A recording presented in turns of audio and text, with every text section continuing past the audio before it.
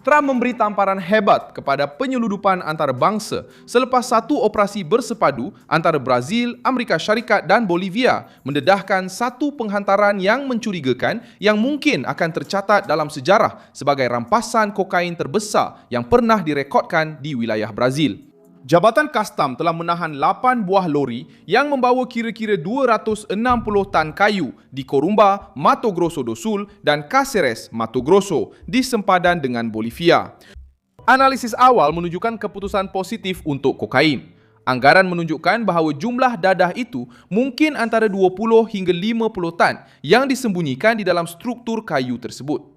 Tindakan ini diambil selepas maklumat risikan dikongsi bersama dan menunjukkan bahawa apabila tekanan antarabangsa benar-benar dikenakan terhadap jenayah terancang, operasi penyeludupan mula terganggu. Kerajaan Trump sebelum ini telah meletakkan kumpulan-kumpulan Brazil seperti PCC dan Comando Vermelho di bawah tekanan yang belum pernah berlaku sebelum ini dengan menganggap kumpulan-kumpulan ini sebagai ancaman antarabangsa. Dan kini, kerjasama dengan Amerika Syarikat muncul sebagai pusat kepada satu serangan konkret terhadap penyeludupan dadah. Persoalan yang timbul adalah mudah. Apalagi yang sedang melintasi sempadan tanpa disedari? Kenapa rangkaian ini baru mula tumbang sekarang? Dan bagaimana sindiket dadah akan bertindak balas selepas kehilangan muatan yang begitu berharga? Saya akan ceritakan semuanya kepada anda sebentar lagi. Jika anda suka kandungan yang terus terang dan tidak berbelit-belit seperti ini, pertimbangkan untuk melanggan kerana di sini ada video seperti ini setiap hari. Operasi Timber Shield telah dilancarkan oleh Jabatan Kastam pada 21 Jun 2026 selepas pihak berkuasa mengesan tanda-tanda bahawa muatan kayu sedang digunakan untuk mengangkut kokain secara besar-besaran. Syiar kuasa angkat itu tidak timbul daripada pemeriksaan biasa. Ia lahir daripada kerjasama antarabangsa dengan penglibatan Amerika Syarikat, Kastam Nasional Bolivia dan pasukan penguatkuasaan serta keselamatan Brazil. Pergerakan mencurigakan itu dikesan pada 19 Jun 2026 dan lori-lori tersebut telah ditahan 2 hari kemudian di lokasi strategik di sempadan. Muatan itu diagihkan dalam 8 lori. 4 daripadanya berada di bawah pengawasan di Corumbá dengan kira-kira 130 tan kayu. 4 lagi telah ditahan di Cáceres juga dengan kira-kira 130 tan. Jumlah keseluruhan mencapai lebih kurang 260 tan bahan. Menurut Jabatan Kastam Persekutuan, ujian awal menunjukkan keputusan positif untuk kokain. Analisis teknikal oleh Polis Persekutuan masih dijalankan untuk mengesahkan jumlah akhir dadah tersebut, tetapi anggaran antara 20 hingga 50 tan sudah meletakkan operasi ini pada tahap bersejarah. Cara dadah itu disembunyikan menunjukkan betapa beraninya rangkaian jenayah tersebut. Jabatan Hasil Dalam Negeri memaklumkan bahawa kerjasama antara Brazil, Amerika Syarikat dan Bolivia adalah penentu dalam mengenal pasti skim tersebut. Sindiket pengedaran dadah telah kehilangan muatan yang sangat besar dalam satu operasi yang lahir daripada kerjasama antarabangsa. Pada masa yang sama, Washington memperketatkan ucapan terhadap kumpulan-kumpulan Brazil dan mula menganggap kumpulan-kumpulan ini sebagai ancaman di luar sempadan Brazil. Di sinilah kekalahan itu bukan sekedar kekalahan pihak polis, tetapi juga menjadi isu politik. Muatan yang dianggarkan antara 20 hingga 50 tan kokain mewakili kerugian berbilion ringgit bagi satu rangkaian antarabangsa. Ia juga mendedahkan bagaimana kumpulan-kumpulan ini menggunakan laluan kayu, sempadan darat, pengangkutan jalan raya dan perdagangan rasmi untuk cuba menyembunyikan dadah. Jenayah terancang tidak hanya bergantung kepada lelaki bersenjata di dalam komuniti. Ia bergantung kepada syarikat, dokumen, kargo, akaun bank dan pengendali yang membasuh wang untuk memastikan operasi terus berjalan. Rangkaian ini juga muncul dalam 20 dan 21 Jun 2026 yang dilancarkan oleh Polis Persekutuan dan Pejabat Pendakwa Raya Persekutuan antara 20 dan 21 Jun 2026.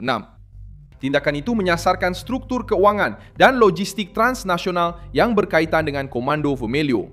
4 waran tangkap tahanan reman telah dilaksanakan.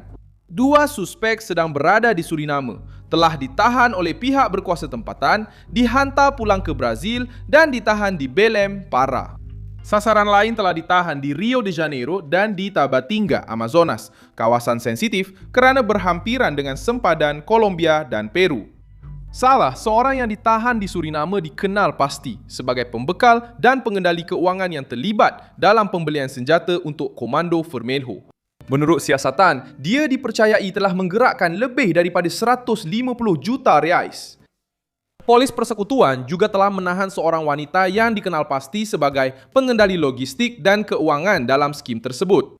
Kumpulan itu disyaki menggunakan syarikat palsu, penama, deposit berperingkat, pemindahan melalui PICs dan akaun perantara untuk menyembunyikan asal-usul wang serta membayar pembekal tempatan dan luar negara. Mahkamah Persekutuan telah membenarkan sekatan penyitaan dan pembekuan aset, hak serta nilai sehingga had hampir 500 juta reais. Langkah ini menyasarkan keuangan kumpulan itu. Tidak guna menangkap hanya anggota operasi jika wang masih terus beredar. Sekatan ini bertujuan untuk memotong keupayaan ekonomi kumpulan tersebut, menghalang harta daripada disembunyikan dan menghentikan pembiayaan senjata, dadah serta logistik antarabangsa. Isyarat politiknya sangat kuat kerana operasi ini tepat menyasarkan perkara yang banyak kerajaan cuba elakkan untuk dihadapi. Faksi bukan sekadar masalah jalanan, ia juga merupakan kuasa kewangan. Jenayah ini kelihatan seperti pengedaran dadah tetapi bergerak seperti syarikat haram, menggunakan syarikat palsu, pengangkutan, akaun bank, perniagaan, sempadan dan pengaruh. Apabila siasatan sampai kepada wang, naratif berubah. Penjenayah tidak lagi hanya muncul sebagai lelaki bersenjata tetapi mula dilihat sebagai pengendali rangkaian perniagaan kotor. Kemasukan Suriname dalam kes ini menunjukkan bahawa Komando Vermelho tidak terhad kepada Rio de Janeiro.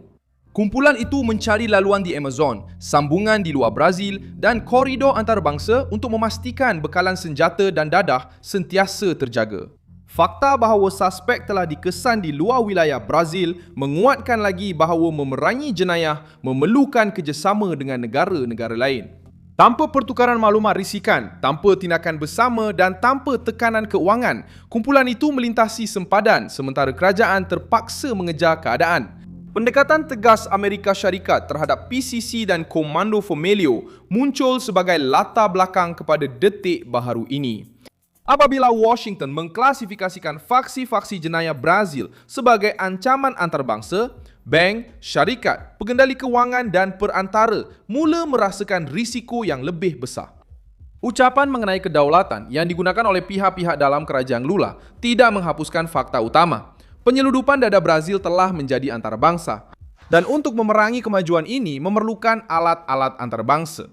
Berpura-pura bahawa ia hanyalah isu dalaman hanya menguntungkan mereka yang mendapat keuntungan daripada jenayah. Dalam suasana inilah kerjasama antara Amerika Syarikat, Brazil dan Bolivia menjadi semakin penting. Operasi Timber Shield tidak dikemukakan sebagai tindakan terpencil oleh satu pasukan di sebuah jalan.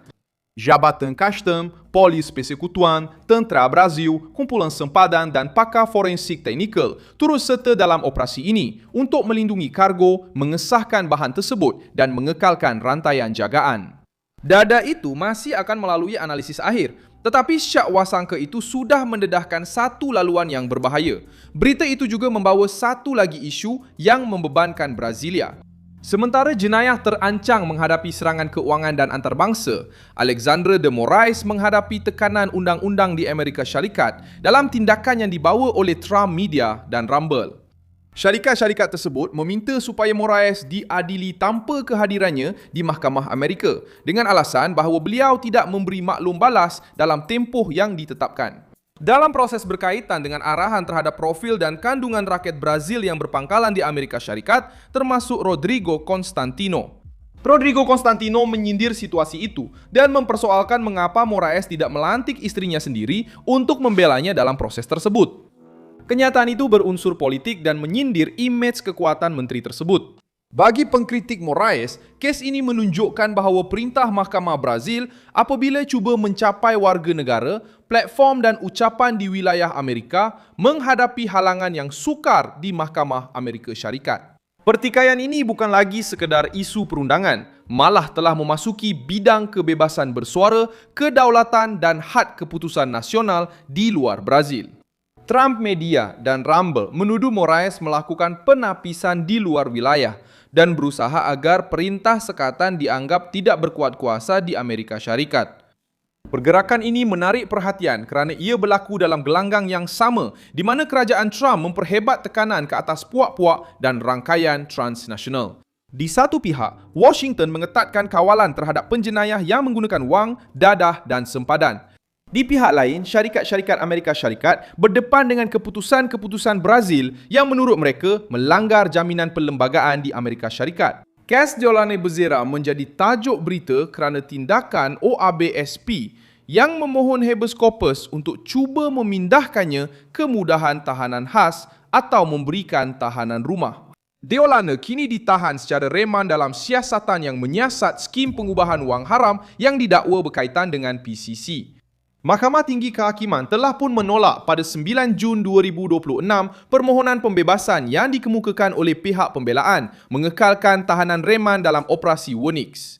Siasatan masih tertumpu kepada dakwaan pengubahan wang haram yang berkaitan dengan PCC dan inilah perkara yang menghubungkan kes ini dengan gambaran yang lebih besar. Faksi-faksi tidak hanya bergantung kepada senjata dan dadah.